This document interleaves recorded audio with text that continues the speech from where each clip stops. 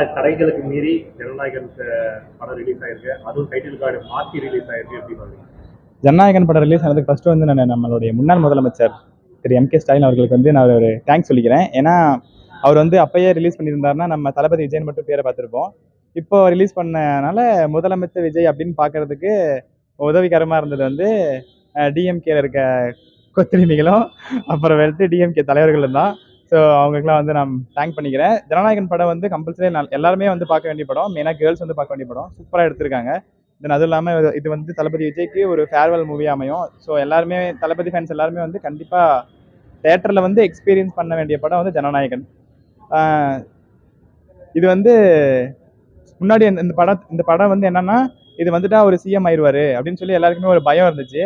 இந்த படத்தை பார்த்ததுக்கு அப்புறமேட்டு அவர் ஸ்கெட்ச் சிஎம்க்கு போடல, டேரக்டா பிஎம்க்கு போட்டிருக்காருன்னு சொல்லி எல்லாருக்குமே இந்த படத்தை பார்த்ததுக்கு அப்புறம் தெரிய வரும். அப்புறம் அனிருத் பிஜிஎம் பக்காவா பண்ணியிருக்காரு. தென் வந்து டைரக்ஷன் சூப்பராக இருக்கும். டைரக்ஷன் நீங்கள் எங்கேயுமே குறை சொல்ல தேவையில்ல. எல்லாமே அவருடைய கேமரா ரோலாக இருக்கட்டும், இல்லை அவங்க வைக்கிற அந்த ஆக்ஷன்ஸாக இருக்கட்டும், எல்லாமே சூப்பராக இருந்துச்சு. ஆனால் நடுவில் வந்து அந்த ரோபோட்லாம் வந்துட்டு போனது கொஞ்சம் கேம் விளாண்ட மாதிரி இருந்துச்சு. மற்றபடி கம்ப்ளீட்டாக மூவி. யூடியூபர்ஸ் அவரை பற்றி சொல்லணும். என்னோட ரோல் மாடலே வந்து இவர் தான், மதன் கௌரி தான். அவர் டேரக்டா அடிச்சாரு, பெரிய படத்துல அடிச்சிட்டாரு. அவர் வரமாட்டாரான்னு சொல்லிட்டு நான் எல்லாத்துலயும் ஏங்கிருக்கேன். ஆனா இந்த படத்துல பத்துல செம்ம கூசம்சா இருந்துச்சு வரப்போ.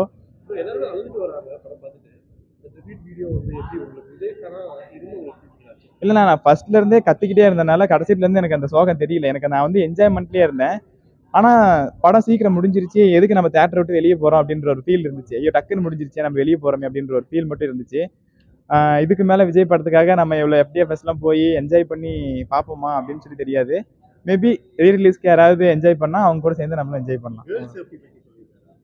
கம்பல்சரி கேர்ள்ஸ் சேஃப்டி பத்தி சொல்லல, கேர்ள்ஸ் எப்படி இருக்கணும் அப்படின்னு சொல்லியிருக்காங்க. அதான் சிங்கப்பெண் அதிரடை படை அப்படின்னு சொல்லி ஒன்று ஓப்பன் பண்ணியிருக்காங்கல்ல. ஸோ பெண்கள் எல்லாருமே புலியா இருக்கணும் அப்படின்னு சொல்லியிருக்காங்க.